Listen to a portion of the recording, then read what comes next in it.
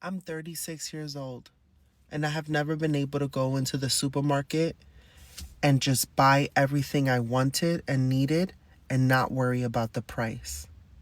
And I'm saying this because I was scrolling on TikTok late last night and I came across a video by Michaela.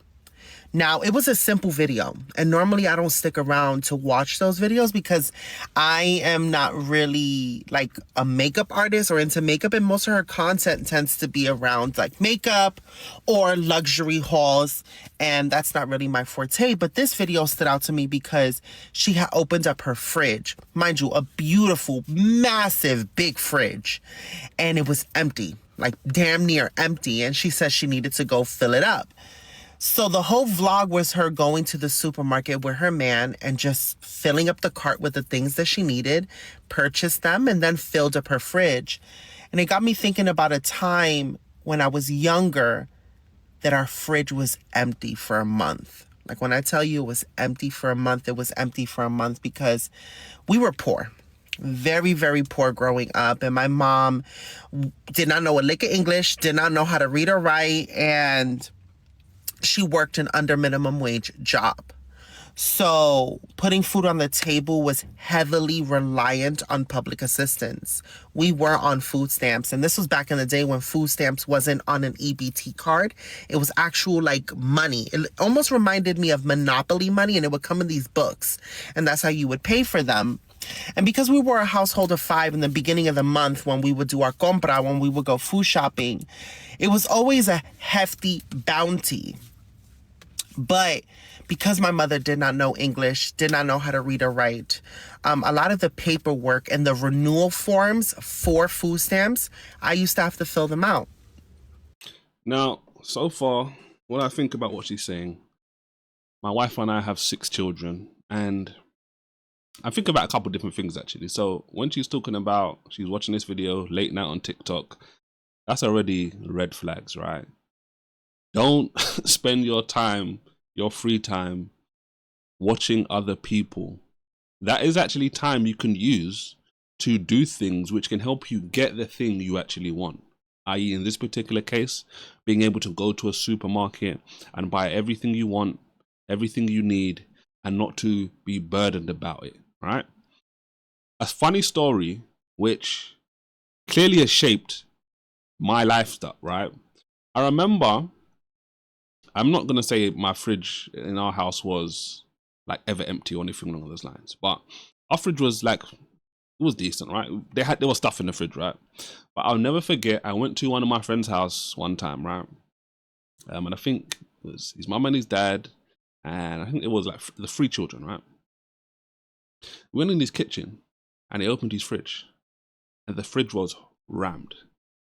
And I remember thinking to myself at the time, not only because his mum and dad weren't divorced, right? But that obviously played into it. But also the secondly was the fact that the fridge was rammed. And I remember thinking to myself at the time, like, yeah, when I'm older, I'm gonna make sure that my fridge is rammed, right?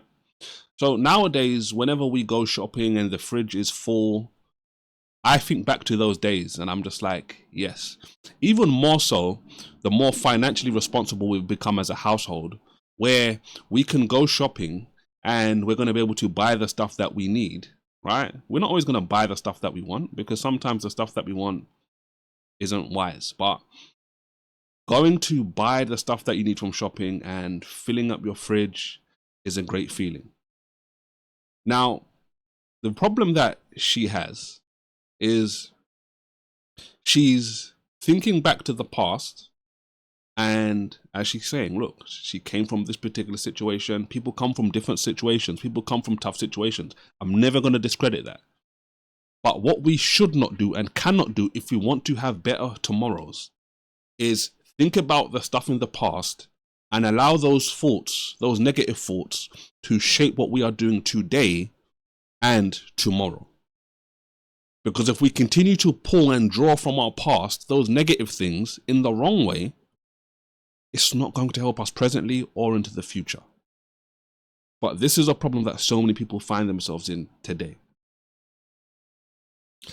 It's not, and this is the thing. The woman she was watching late night on TikTok or whatever, You don't know her current situation. What has she done in order to get into a scenario where she is able to go to the supermarket and buy whatever she wants, buy whatever she needs, and not have an issue? Because it's easy to watch someone do what you want to do. But what isn't as easy for most people is to do the things that that person has done in order to put themselves in that situation. This is why I feel sorry for this lady, and I feel sorry for other people like this, because not because that they're struggling or anything along those lines. Before we continue with what else she's got to say, right? It's the fact that if you start believing they can do it, but you can't. All it would take for this woman to get to what she wants is some financial discipline and just a bit more dedication. That's it. I promise you. Because I've been in situations where it's financially tough, where we are financially struggling. But at the same time, one of the things I continue to say is, okay, I'm going to continue to take wise decisions, wise steps. And the more I do that every single today that I have, there's going to come a point in time in the future where all those wise days previously have stacked up and things are going to get easier. You know the common statement like the rich get richer? Many people hate that statement because they don't realize that it's biblical, it's godly. The easier things become easier, the wiser you become. Why? Because you've taken wise steps. So imagine I plant a wise seed in the ground today and I take care of that wise seed and it starts to blossom into a tree and it begins to produce wise fruit. It's easier now for us to, as a family, to reap the wisdom from that tree once it's sprouted than when it was me planting in the seed a week ago, a month ago, a year ago, 10 years ago, etc. It gets easier, guys. Not harder, easier. That's what you call godly multiplication. So being financially disciplined is essential if you want to be able to buy the things you want from the grocery shop when you go to do shopping. Even if you're on food stamps today, even if you're on benefits today, even if you're struggling financially today, the goal that you have to have is, number one, I'm not going to give up. Number two, I'm focused on the prize. And number three, because I'm focused on the prize and I'm not going to give up, I'm going to keep taking the steps I need to take today in order to get to a point where, God willing, we don't know what's going to happen tomorrow, right? So tomorrow's not promised, but God willing, I have enough todays that one of those todays is going to be the day where I'm able to go to the supermarket, pay cash, not have to pay on credit, and to get everything that I want and need from the supermarket. Let's keep going and see what she has to say. So I remember this one particular month, I guess I hadn't filled out the paperwork properly and there was something that was missing and our food stamps were delayed that month and we did not get our food stamps in the beginning of the month. And because the mistake was like caught so late, we actually didn't get it that month. And I remember how much we struggled that month and we had to go to food pantries and churches to try to get food. And I thought to myself, out of all the years I've been on this earth, I've never been able for myself, I've never been able to go to a supermarket and fill up my fridge and not have to worry about the price, not have to think about it twice, not have to shift through the shelves to look for bargains, to be able to look at something, buy it, and put it in the cart and not think twice about it. And as I was watching the video, I just saw her put just simple things, like simple things. Before we hear what she put in the cart, right, because that's going to burn her. I can see it already, right? But notice the sad story she told. She was young. She forgot to do the paperwork, or there was some sort of problem. And as these sorts of systems work, they normally take a long time, right? So they struggled that month. Thank God for those churches and other places that were able to help her family that month, right? But the reason why I'm highlighting that story before we continue and hear what Michaela was putting in the basket, right? She made a mistake. She did the wrong thing. And it cost them for the whole month, right? It's a sad story, right? She's a young child, whatever. Cool. But the point I want you to learn from this is many people, maybe not that mistake, but make those sorts of financial mistakes every single month. And then they wonder why the next month things are hard. You know, when I said earlier on, right, the rich get richer, the opposite side is true too. The poor get poorer. Why? Because rich people tend to continue to do rich stuff, the wise stuff. Poor people typically tend to do more poor stuff. And what happens? They get poorer.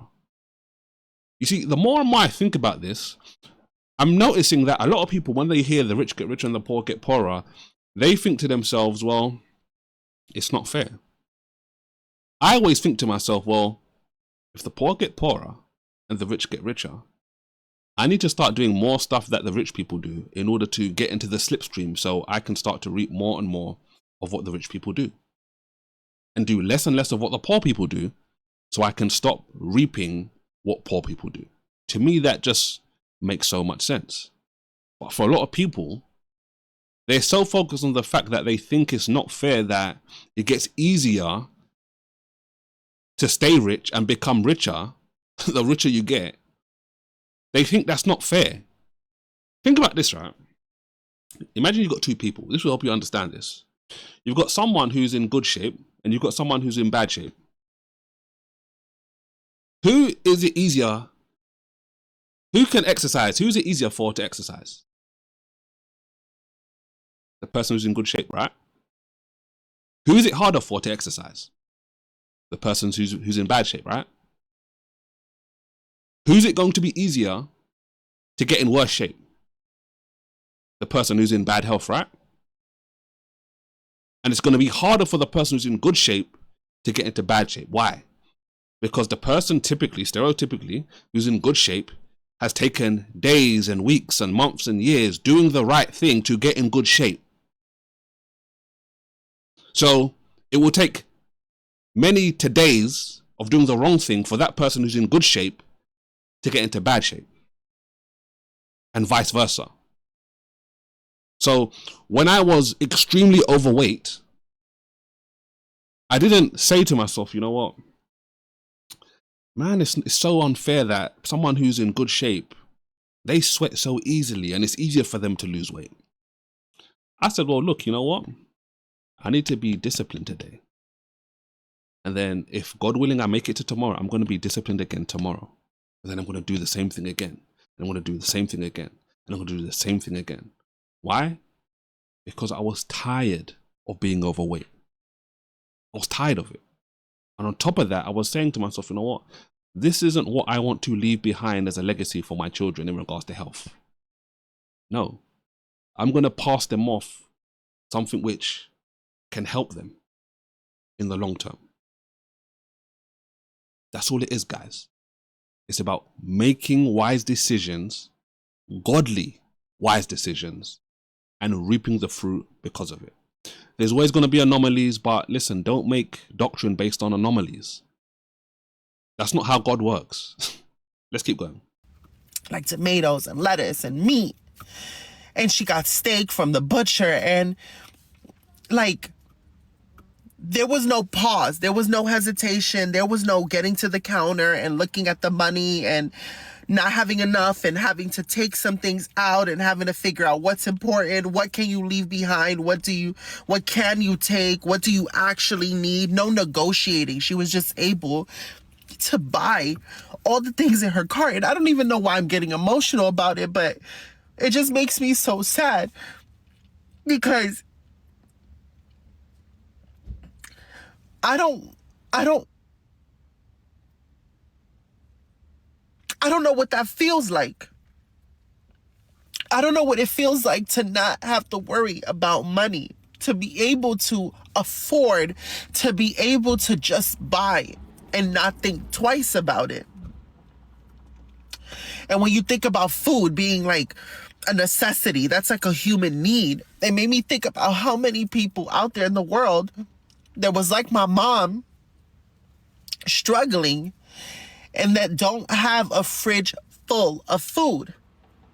It made me think about me as a child when I was younger and I would open the fridge later on in the month and seeing how empty it was in comparison to the beginning of the month, and knowing that it was not going to be filled back up until the following month. And it just made me sad. It just made me honestly sad, because I'm like, yo, I know this is going to sound so simple for some, but I don't want to leave this earth without knowing that feeling, of being able to go into a supermarket and being able to buy whatever I want and not have to worry about the price. See, the thing that I want you to catch from this as well, guys, there's nothing wrong with what she's saying, right? And I'm trying to get you to realize, like, poverty is not godly. God isn't the one who wants you to be poor and wants you to suffer and to struggle. The devil is the one that steals, kills, and destroys. He takes away. He wants you to be in lack. But what God isn't going to do, because he's the God of wisdom, is he's not going to continue to give you excess and more than you can handle, especially if you're going to waste it and throw it away. So these sorts of stories are sad on so many different levels. I feel sorry for this lady on so many different levels. And it may not seem like that, but in my mind, I'm just like, listen, God is able to turn dire, deadly, destructive situations around when we trust in him. So this is why I continue to say stuff like, I've been in these situations before and it's terrible. Nobody wants to be in those situations. But what we have to do in those situations, as hard as it is, as painful as it is, she says she wants to have that feeling. There's nothing wrong. That's a good feeling to want to have. But in order to do that, we have to take the steps today. And we have to keep taking those steps, as hard as it is, until things change. Able to fill up my fridge, not just in the beginning of the month because of food stamps, but to be able to refill and replenish my fridge whenever it needs to be refilled and replenished. And that to me just made me so sad. And, it made me realize that I've been praying and praying and praying to God, but what I need to pray for is that God to help me break those generational curses, for me to break those generational curses of poverty. I'm praying to God to help me get into a financial situation where I will not I will not want, that I will be able to do these things for myself, And I want to have that moment where I could go to the supermarket and fill up my cart and not think twice about it. And I know that this is stupid. It's so stupid for some people. But I'm 30. It's not stupid at all. It's not. She's praying, which is great. Obviously, I'm going to be an advocate for that. You have to pray. But one thing you have to remember is it's not just about prayer. Okay? You're going to pray to God. God, look, help me break these curses. Help me break these cycles. This is all good. Now, God is going to answer those prayers because God doesn't want you bound in generational curses. He doesn't want you in these situations of lack and poverty where you're struggling and all this different kind of stuff, right? The likelihood is God doesn't want you in that scenario, right? There are anomalies. Think about Job, for example, right? For a season, he went through some hardship. But that isn't the norm. So even in those situations, though, you still need to do what I'm saying, the wise stuff, right? You need to get your budget in check. You need to start making more financially wise decisions. And I promise you, because God is a God who cannot lie, things are going to turn around as long as you have enough time. things are going to turn around. Keep taking the right steps. She's going to say a bit more. And I feel like I'm still not in a position to be able to do those things for me, to be able to breathe and to be able not to worry. She's 36, right? I'm 35. And like I think I said it earlier on, right? My wife and I, we have 6 children. And in my mind, I'm like, look, there's only 1 year difference between the two of us. And the point I'm even really making is you're still young. You still have time, right? God willing, right? I promise you, like, 1 year can make a massive difference. 1 year. 1 year of you just digging deep and following God's biblical principles about finances and all this kind of stuff. 1 year. I promise you. And it just made me so sad. It made me so sad just looking at something that was such simple content, just filling up the fridge and realizing that, like, I'm so scared that I will never get to experience that. And then it made me think, like, does she stop and think, like, wow, like, there's such a blessing. Like, this is truly such a blessing to be able to do this, to be able to fill up my fridge. Maybe she does, maybe she doesn't. But this is where she has to pay attention now as well, right? And we all have to. Her life right now, as hard as it is exponentially better than many people in this world. I promise you, there are people who would watch what this woman is saying and say, you are crazy. You're in a vehicle. You have clothes. You have food. You have money. Your life isn't in any sort of imminent danger. They will look at you and say, you are crazy. So this is what we always have to remember. As difficult as our situations are, we always have to remember there are people who are in even worse situations than we are. And if they would swap her lifestyle in a heartbeat, I promise you, there are people out there who will swap her lifestyle in a heartbeat. And that just shows you how dire their situation is. This is one of the reasons why we always have to remember to do good. We always have to remember. You remember when I was saying earlier on, thank God for those churches and people like that who were helping people like her? This is why we need to do that sort of stuff. Because there's always going to be people, as difficult as we may find ourselves in situations. I have this statement I like to say all the time, first world problems. We have a lot of first world problems, guys. There are people who are, let me not get started. It's truly such a blessing. And I pray and I hope that God blesses me with the opportunity to know what that feels like. To always have a fridge full and to never have it go empty.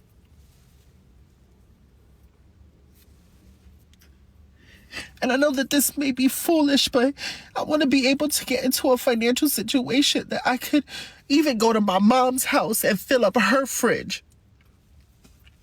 And take her food shopping and tell her, fill up the cart and don't worry about the price. Because I hated seeing my mom having to put things back because we didn't have enough money. I hated it. I hated it so much. And to see how embarrassed she was, and if there was a line behind us, just hated that look on her face like she was failing us. And I want to replace that. I want to replace that memory. And I want to change that, not only for me, but for her. Look, you can do it. It's possible. It's more than possible. Dig deep, follow the word. And if you find yourself in any sort of financial situation like this lady, and you are tired, you know that this is the thing. What's going to make a change is not just a sad story, right? It's when you get to the point where you're like, I'm tired, I'm frustrated, I hate being in this poor situation. I'm going to do something about it. You need enough of a force, of an energy to get you to say, enough is enough. I'm going to stop doing the stuff which puts me in this situation. I'm going to change things. When you hit that limit, that's when things are going to start to change, because that's when you're going to start taking the actions with the intensity that you need and the patience that you need in order to see those things happen so you can start to see when you actually succeed. Guys, don't forget to like it. Don't forget to subscribe. And as always, don't forget to react righteously. God bless.